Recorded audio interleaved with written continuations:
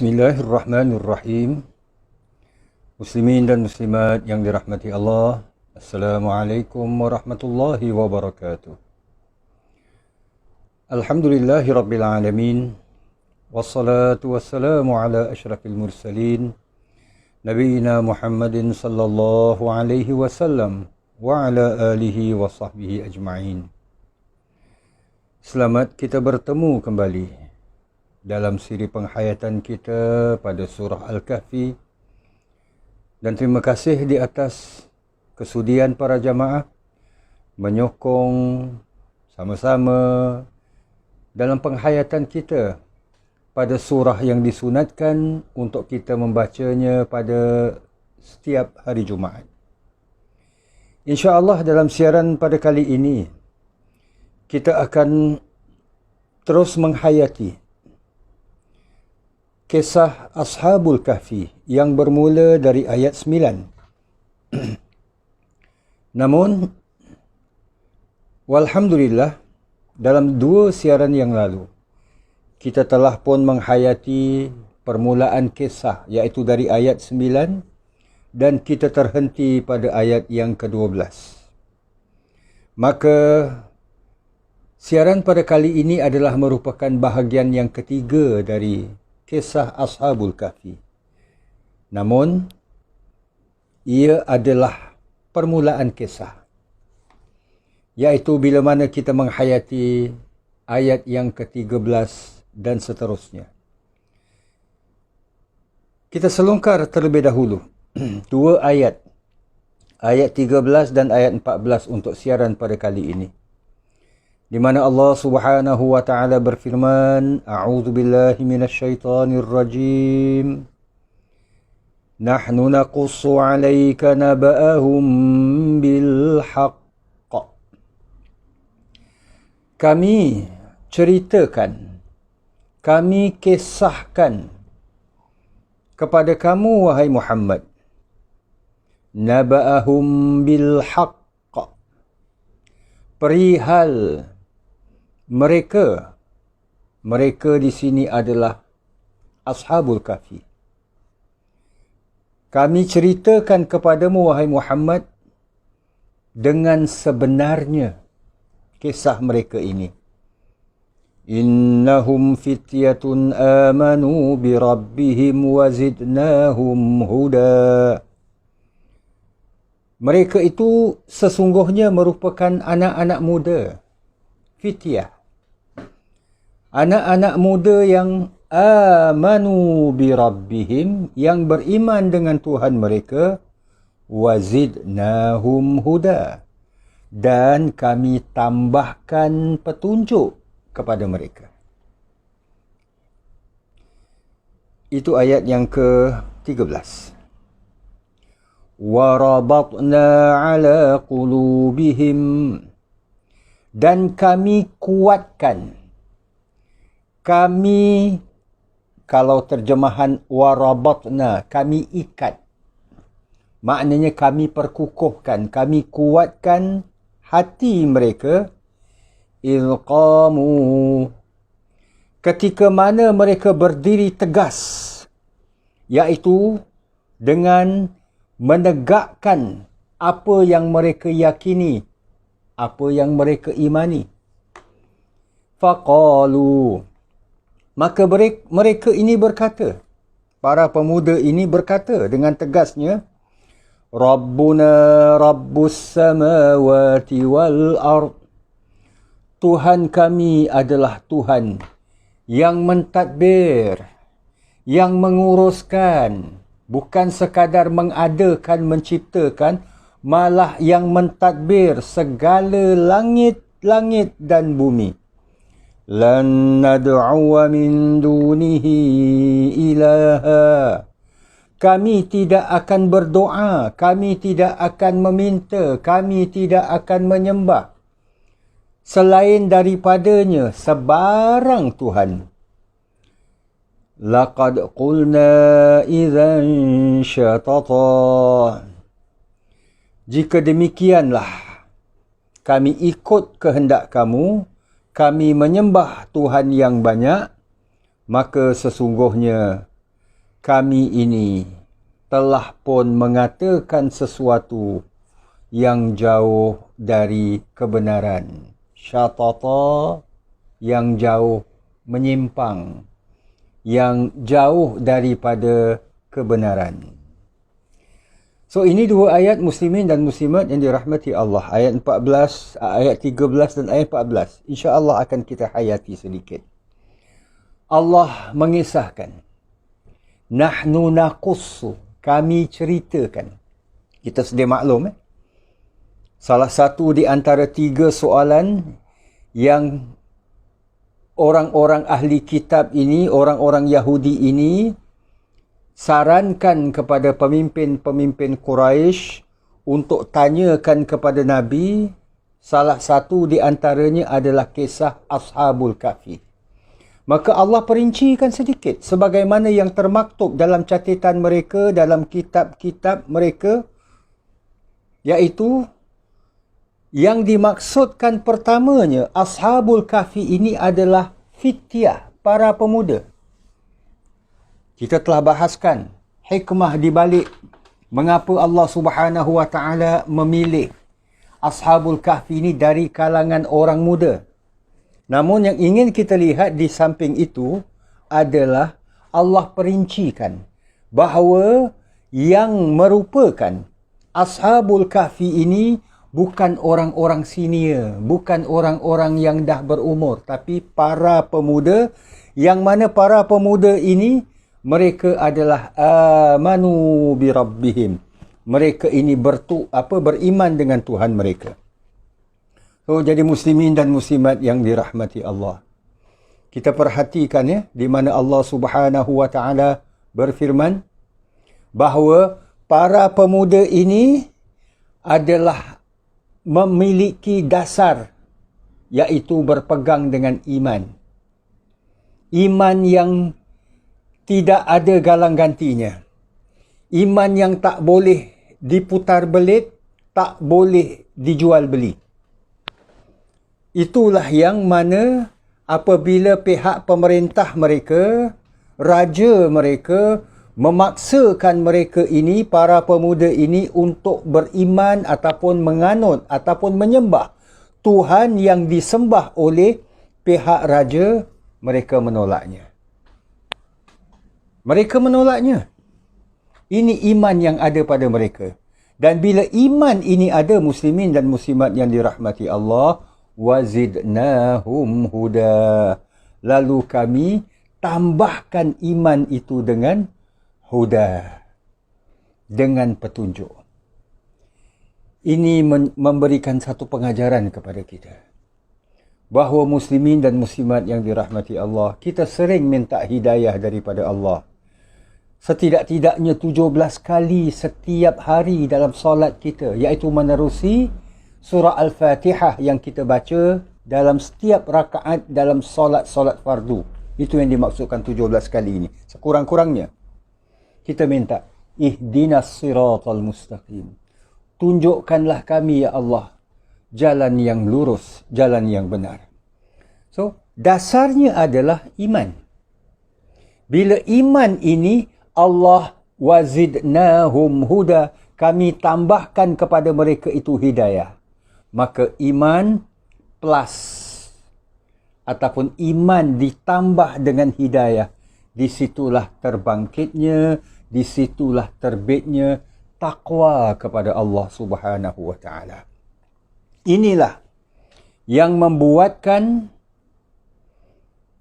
para pemuda ini, mereka begitu tegas dengan mengatakan idqamu, ketika mana mereka ini berdiri secara tegas mengatakan faqalu rabbuna rabbus samawati wal ard, pada ayat yang kemudiannya. Jadi muslimin dan muslimat yang dirahmati Allah, timbul persoalan, apakah orang yang telah beriman itu perlukan hidayah? Sedangkan iman itu sendiri merupakan suatu hidayah daripada Allah. Tanpa hidayah daripada Allah, seorang tidak akan beriman. Maka itulah, Apakah orang yang telah pun memiliki iman perlukan hidayah? Bagi menjawab persoalan ini, muslimin dan muslimat yang dirahmati Allah, secara ringkasnya kita katakan, ya, orang yang beriman masih perlukan hidayah. Macam contoh kita sebutkan tadi, solat sebagai menandakan kita beriman kepada Allah. Lagi-lagi dalam suasana sekarang ini, di mana kalau kita nak solat, mendirikan solat berjamaah di masjid umpamanya, nak kena, apa kata orang itu, membawa token, TT token, nak kena SMP-nya, nak kena, kata orang itu, scan, kita ini sihat ataupun tidak, macam-macam. Kalau berbanding dengan sebelum COVID dulu, senang saja. Datang masjid, masuk, sudah. Tunggu azan, kita dengar azan, kemudian solat berjamaah. Tak ada masalah. Tapi sekarang ini, kalau tak bawa sejadah saja pun, akan ditanya, cik, bawa sejadah? Muslimah, makcik, bawa telkung? So, muslimin dan muslimat yang dirahmati Allah, leceh kelihatannya. Tapi kerana iman, apa yang kita sebutkan sebagai leceh itu tadi, bagi kita tak ada benda. Yang penting kita dapat berjamaah di masjid. Dapat kita menunjukkan iman kita. Lalu, dalam solat yang kita dirikan, kita masih minta daripada Allah, ihdinas siratal mustaqim. Tunjukkanlah kami, kurniakanlah hidayah kepada kami, ya Allah, ke jalan yang lurus. Ini dikarenakan pertamanya, setidak-tidaknya lah, orang yang beriman ini masih tetap perlukan hidayah, perlukan petunjuk, perlukan bimbingan, pimpinan daripada Allah. Pertamanya adalah kerana iman itu sendiri adalah sesuatu yang bertambah dan berkurang. Iman sesuatu yang bertambah dan berkurang. Memang ada kalanya iman kita mungkin pada hari ini, Masya Allah, hebat. Salat kita ni, Masya Allah, rasa macam setiap ayat yang dibaca oleh Tuan Imam kita ni, kita dengar macam kita nak menangis. Khusyuk betul salat kita. Ini ketika iman kita, Masya Allah, kuat. Alhamdulillah. Tapi bila iman kita ni merundum, iman kita ini turun, mungkin surah yang panjang sikit imam baca pun kita rasa, imam ini panjang betul surah. Takkanlah solat isyak nak solat apa, nak habis sampai tengah malam ke apa ke, umpamanya lah. Jadi muslimin dan muslimat dirahmati Allah, iman boleh bertambah dan berkurang. Maka itu kita perlukan hidayah daripada Allah. Iman ini sendiri perlu berteras dengan ilmu yang benar. Mendapatkan, menuntut ilmu itu sendiri satu perkara. Kemudian, takut-takut ilmu yang kita tuntut ini, yang kita belajar ni, ilmu yang salah. Ilmu yang mungkin daripada seseorang yang mendakwa dia menerima terus daripada Nabi. Contoh saja. Ataupun dia sendiri mengaku dia merupakan salah seorang Nabi. Contoh saja. Jadi muslimin dan muslimat yang dirahmati Allah, ilmu itu sendiri merupakan sesuatu, biarlah ilmu itu benar, bersumber daripada Al-Quran dan sunnah-sunnah Nabi SAW. Sebab itulah kita selalu berdoa, Allahumma arinal haqqa haqqan warzuqna ittiba'ah. Ya Allah, kurniakanlah kepada kami. Kurniakanlah kepada kami, nampakkanlah kepada kami. Perlihatkanlah kepada kami sesuatu yang benar itu benar.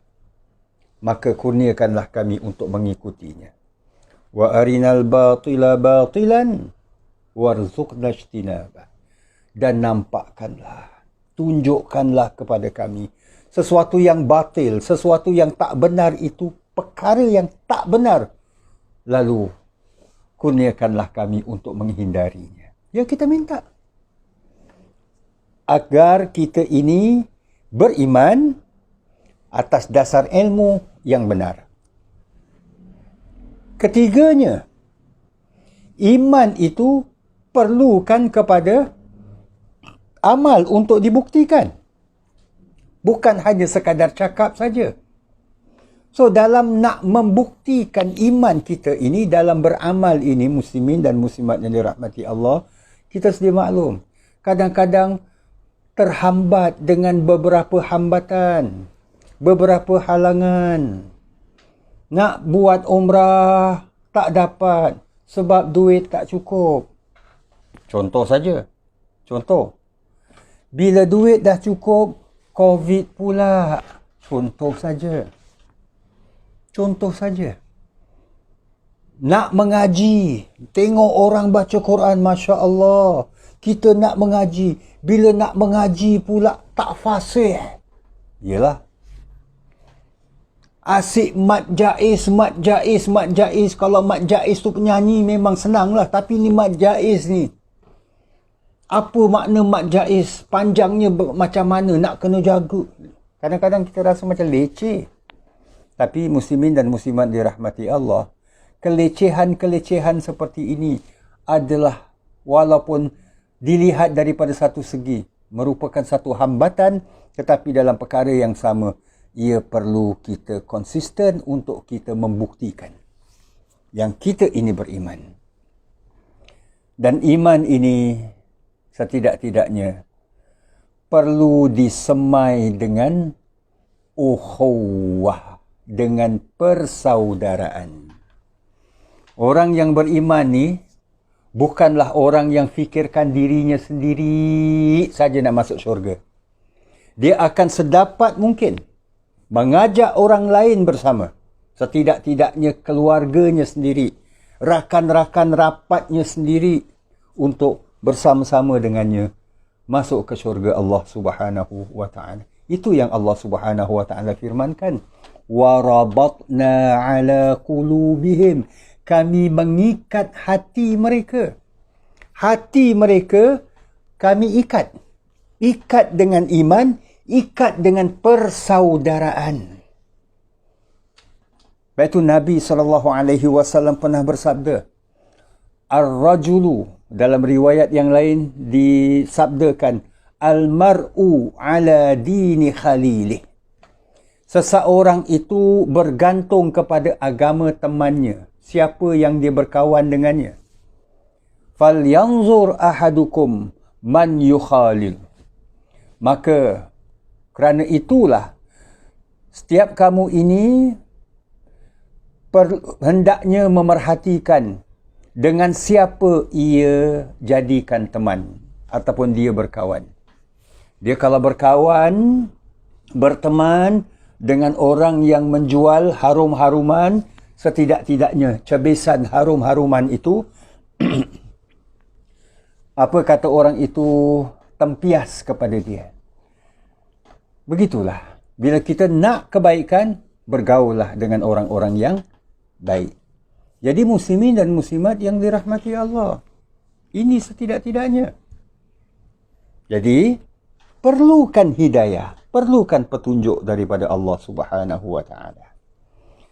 Kemudian di ayat 14 juga Allah Subhanahu wa taala berfirman, "Idz qamu", ketika mana mereka itu berdiri tegas, faqalu, dan mereka berkata, iaitu para ashabul kahfi ini, pemuda ashabul kahfi ini, "Rabbuna rabbus samawati wal ard." Tuhan kami adalah Tuhan yang menciptakan, yang mentadbir langit-langit wal ard, dan juga bumi. Lan nad'uwa min dunihi ilaha. Dan tidak sekali-kali kami akan menyembah Tuhan yang lain daripadanya. Dialah Tuhan. Dialah Tuhan yang telah mentadbir segala-galanya, termasuk kita ni semua. So kita lihat iman para ashabul kahfi yang begitu tegas walaupun sedang berhadapan dengan pihak pemerintah, dengan pihak raja.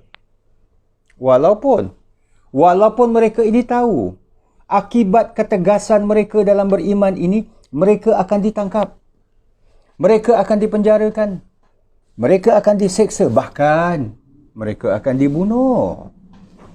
Sebab mereka maklum, lumrah orang beriman ini pasti menghadapi ujian. Allah Subhanahu wa taala berfirman di ayat 1, 2 dan 3 dari surah Al-Ankabut. Ini adalah segelintir antara ayat-ayat yang menjelaskan bahawa iman ini penuh dengan ranjau dan duri. Penuh dengan ujian-ujian yang perlu dihadapi. Allah berfirman, A'udzu billahi minasyaitonir rajim. Alif lam mim. Ahasiban nasu an yutraku an yaqulu amanna wa hum la yuftanun. Alif lam mim. Patutkah manusia ini dibiarkan begitu saja dengan sekadar mereka ini mengatakan kami beriman, dibiarkan gitu saja, wahum la yuftanun, sedangkan mereka itu tidak diuji? So, lumrahnya mendakwa diri sebagai orang yang beriman, mengaku beriman, pasti Allah akan datangkan ujian. Itu ayat 1 dan 2 surah Al-Ankabut. Ayat ketiga, وَلَقَدْ فَتَنَّا الَّذِينَ مِنْ قَبْلِهِمْ. Maka sesungguhnya, kata Allah, telah pun kami uji orang-orang sebelum mereka. فَلَيَعْلَمَنَّ اللَّهُ الَّذِينَ صَدَقُوا. Maka dengan yang demikian, Allah pasti mengetahui orang-orang yang jujur, orang-orang yang benar dalam pengakuan iman mereka ini. وَلَيَعْلَمَنَّ الْكَاذِبِينَ. Dan juga Allah mengetahui siapa orang-orang yang pendusta. Jadi, ujian ini sebagai antaranya garis pemisah. Orang-orang yang benar dengan kata-kata mereka, pengakuan mereka, kami beriman, ataupun mereka ini hanya sekadar pendusta saja. Muslimin dan musliman dirahmati Allah. Dalam Al-Quran, hatta hadis-hadis Nabi SAW, terdapat pelbagai kisah yang menyentuh tentang orang-orang yang membuat pengakuan beriman kepada Allah, lalu Allah datangkan ujian kepadanya. Kalau kita susuri sedikit sejarah Nabi Allah Ibrahim, yang merupakan antara para nabi yang dikategoriskan sebagai ulul azmi minar rusul, iaitu para nabi yang mendapat ujian yang begitu getir, yang begitu sangat, begitu hebat dalam mempertahankan iman. Sampai Nabi Ibrahim pernah dibakar, kan? Dan Allah menyelamatkan Nabi Ibrahim dengan mendinginkan api yang cuba membakar Nabi Allah Ibrahim alaihissalam. Itu satu. Nabi Allah Yusuf tak kurang pun. Nabi Allah Yusuf yang lebih rela masuk penjara apabila ia menolak pelawaan dan ajakan daripada wanita yang berkedudukan tinggi dan cantik paras rupa untuk melakukan perkara yang dilarang oleh Allah. Biar tak apa, aku dicampakkan ke dalam penjara, aku lebih rela. Nabi Allah Yunus yang kecewa dengan sikap kaumnya, lantas Nabi Allah Yunus alaihi salam ditempatkan oleh Allah di perut ikan, dan Nabi Allah Yunus alaihi salam berada di dalam perut ikan ini bukan sehari dua, satu tempoh yang cukup lama. Cukup lama. Dan Nabi Allah Yunus AS memohon pengampunan daripada Allah jika sekiranya sikap baginda sebelum ini merupakan sesuatu yang tidak diredai oleh Allah Subhanahu wa taala. Dalam surah Al-Buruj, Allah mengisahkan secebis kisah Ashabul Ukhdud. Orang-orang yang membuat pengakuan iman, lantas mereka itu dibakar hidup-hidup. Mereka dibakar hanya sekadar mereka ini dengan mengatakan, Tuhan kami adalah Allah. Iman mereka ini. So mereka mendapat ujian sampai penghujung nyawa mereka. Tak kurang dengan Nabi kesayangan kita Rasulullah sallallahu alaihi wasallam. Dalam sirah baginda yang kita maklumi, ujian-ujian yang dihadapi oleh baginda. Baik semasa baginda berdakwah di Makkah maupun di Al-Madinah Al-Munawwarah. Begitu juga dengan para sahabat. Sebagai contohlah Abdul Rahman bin Auf. Orang yang banyak harta, sahabat yang begitu banyak harta, lalu diberi pilihan. Kalau nak berhijrah, nak ikut Muhammad, berhijrah, tinggalkan harta kekayaan kau di Makkah ini. Tapi kalau kau memilih untuk tak nak ikut Muhammad berhijrah, tinggalkan agama Muhammad, engkau bebaslah nak berniaga, nak teruskan perniagaan, harta engkau kami tak kacau pun. Tapi Abdul Rahman bin Auf radhiyallahu an lebih memilih, kamu nak harta, ambillah. Harta aku ada tersimpan di sini, di sini, di sini. Semua ditunjukkan. Beliau tetap ingin berhijrah bersama-sama Rasulullah sallallahu alaihi wasallam. Bukan sekadar nabi-nabi dan para rasul, para sahabat, bahkan alim ulama kita. Imam Ahmad bin Hanbal rahimahullah, contohnya saja, pernah dipenjarakan, bukan setakat dipenjara, malah dipukul oleh pihak raja apabila raja terpengaruh dengan tuhmahan yang dilemparkan kepada Nabi Allah ataupun kepada Imam Ahmad bin Hanbal, iaitu datangnya tuhmahan daripada orang-orang yang mempengaruhi raja, mempengaruhi khalifah untuk percaya bahawa Tuhan itu ataupun Al-Quran itu adalah makhluk. Muslimin dan muslimat yang dirahmati Allah. Akhirnya kita lihat, iman adalah perlu diistiqamahkan. Perlu dipegang dengan kuat, dengan kukuh, dan jangan bergoyah walau ada apa jua ujian dan cabaran yang dihadapi. Dan inilah yang ditunjukkan oleh Ashabul Kahfi. Apabila Allah menyebutkan dalam ayat yang ke-14, lan nad'uwa min dunihi ilaha, kami tidak akan menyembah selain daripadanya, iaitu Tuhan yang mentadbir langit-langit dan bumi ini. Mana-mana Tuhan sekalipun kami tidak akan beriman, kami tidak akan menyembah. Kalaulah kami sanggup berbuat demikian, maka kata-kata kami ini idzan syatata, iaitu sesuatu yang tersesat, jauh daripada kebenaran. Nah, disinilah muslimin dan muslimat yang dirahmati Allah. Ketegasan Ashabul Kahfi. Fityatun amanu bi rabbihim wa zidnahum huda. Para pemuda yang beriman dengan Tuhan mereka dan kami tambahkan hidayah. Jadi ini kalau kita lihat alasan di mana mereka ini kemudiannya melarikan diri, yang mana akhirnya mereka masuk ke dalam gua dan ditidurkan oleh Allah Subhanahu wa taala.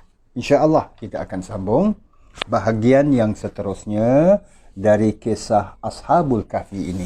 Kita terhenti pada ayat yang ke-14. Terima kasih muslimin dan muslimat yang dirahmati Allah atas kesudian bersama.